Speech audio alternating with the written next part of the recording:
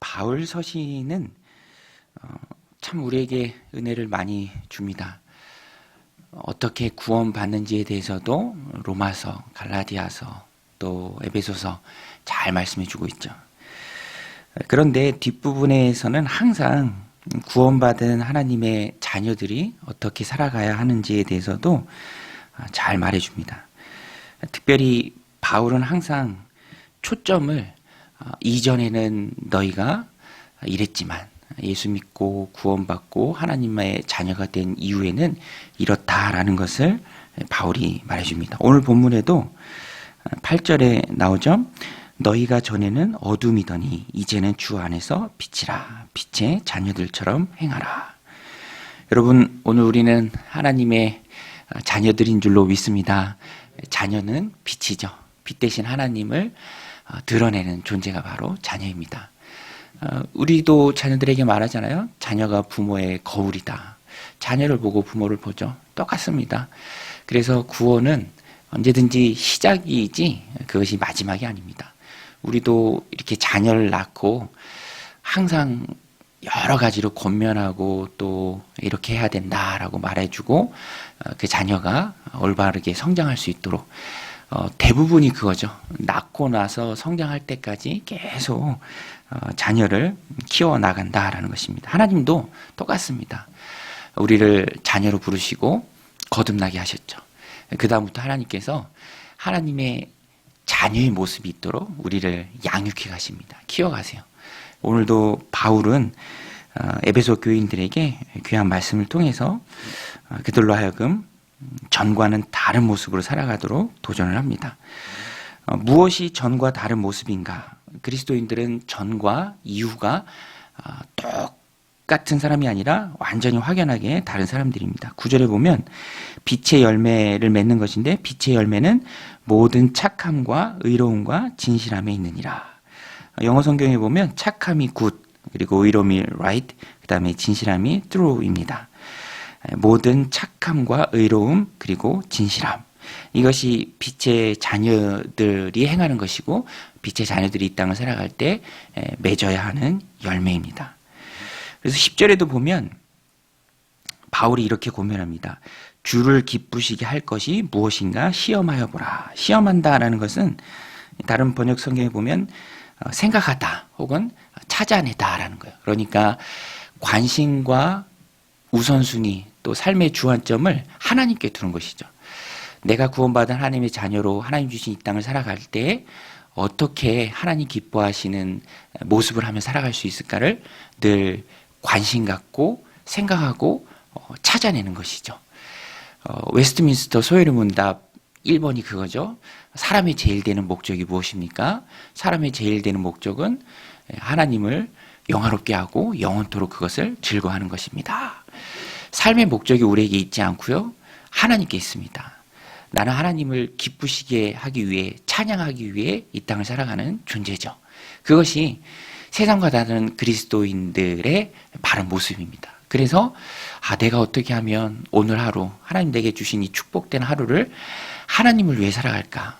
내가 무엇을 어떻게 할 때 하나님이 기뻐하실까? 그것을 늘 마음속에 생각하고 살아가는 것입니다. 하나님을 영화롭게 하고 영원토록 하나님을 즐거워하는 그 모습이 성도들 가운데 있는 것이죠. 오늘 본문은 그러면 내가 어떻게 하나님께 기쁨이 될까? 구원받은 이후로 열심히 자라가라라는 이 성경의 권면을 내 삶 가운데 실천할까?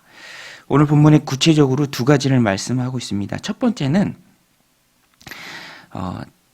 어두움에 참여하지 말고 오히려 책망하라라는 거예요. 어두움에 참여하지 말고 오히려 책망하라. 11절이죠. 너희는 열매 없는 어둠의 일에 참여하지 말고 도리어 책망하라.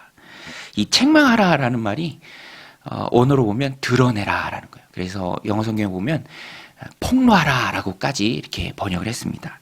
그러니까 적극적으로 거부하라라는 거예요.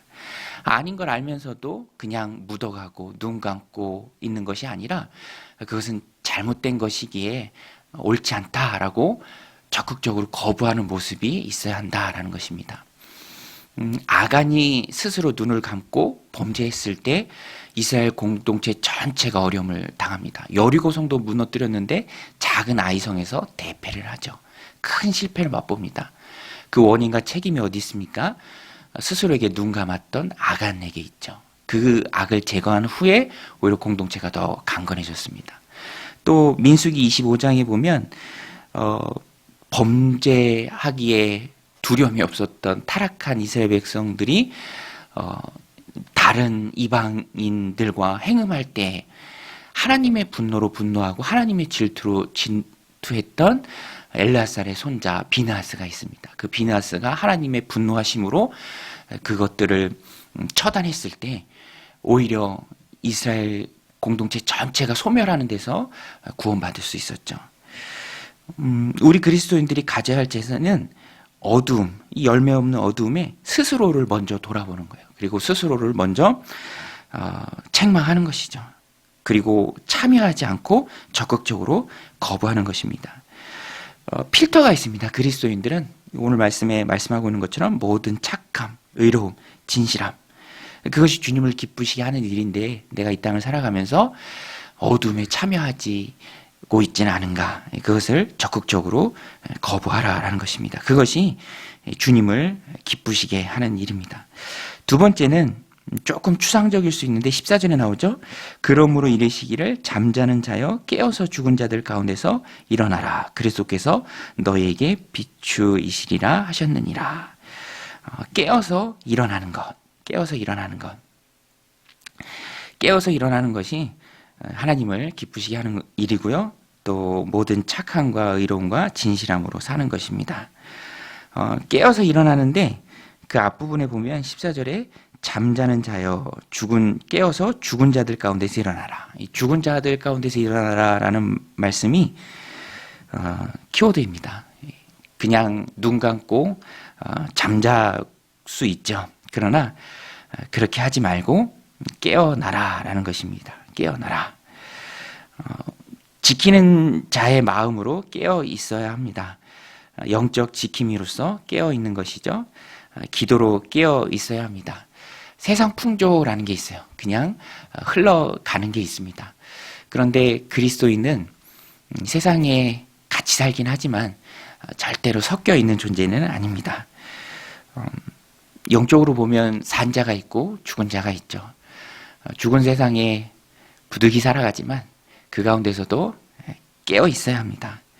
기도로 깨어 있어야 하고요. 또 영적으로 깨어 있어야 합니다. 너희는 이 세대를 본받지 말고 마음을 새롭게 함으로 변화를 받아 하나님의 기뻐하시고 온전하신 뜻이 무엇인지 분별하도록 하라. 그리스도인들은 세상의 빛입니다. 오늘 말씀의 중심 주제죠. 너희는 전에는 어두움이었지만 이제는 주 안에서 너희가 빛이다. 빛이라면 빛으로 세상을 비출 수 있어야 합니다. 또 그리스도인들은 세상의 소금이죠. 소금은 세상을 썩지 않도록 보존하는 역할을 합니다. 세상을 썩지 않도록 보존하는 역할을 하는 것이 바로 그리스도인이죠. 명절에 음식을 많이 하잖아요. 근데 그 중에 하나가 상하면 전체가 상하는 것을 봐요. 냄새가 나서 못 먹게 되죠. 세상에서 세상을 썩지 않도록 보존하는 게 바로 소금의 역할을 감당하는 그리스도인들입니다. 그래서 깨어 있어야 합니다. 모르는 척, 눈 감고 그냥 묻어서 가는 것이 아니라 적극적으로 잘못된 것을 지적해야 하고요. 또 드러내야 하고요. 말씀으로 그것을 지적해야 합니다. 그리고 다르게 살아야 합니다. 그것이 바로 깨어있는 그리스도인이고요. 또 주님이 기뻐하는 삶입니다. 교회의 사명은 소금이죠. 하나님께서는 오늘 우리를 교회로 불러주셨습니다. 구원받은 이후에 그리스도를 닮아가는 귀한 공동체로 우리를 세워주셨습니다. 오늘 우리는 오늘 말씀 마음에 새기고 깨어서 세상이 부패하지 않도록 세상을 보존하는 그리스도인 소금 역할을 잘 감당하는 오늘 말씀처럼 빛의 열매, 모든 착함과 의로움과 진실함을 행하는, 그래서 주님을 기쁘시게 하는 어두움의 일에 참여하지 않고 내 스스로를 돌아보고 늘 말씀 앞에 깨어있는, 기도로 깨어있는 그리스도인들이 다 되시기를 주님의 이름으로 간절히 축원드립니다. 오늘 말씀 붙들고 같이 기도할 때 하나님, 내가 어둠의 일에 참여하지 않게 하여 주옵소서. 또 기도로 영적으로 늘 깨어서 하나님 기뻐하신 뜻이 무엇인지 분별하게 하여 주옵소서. 우리 함께 기도하며 나아가겠습니다.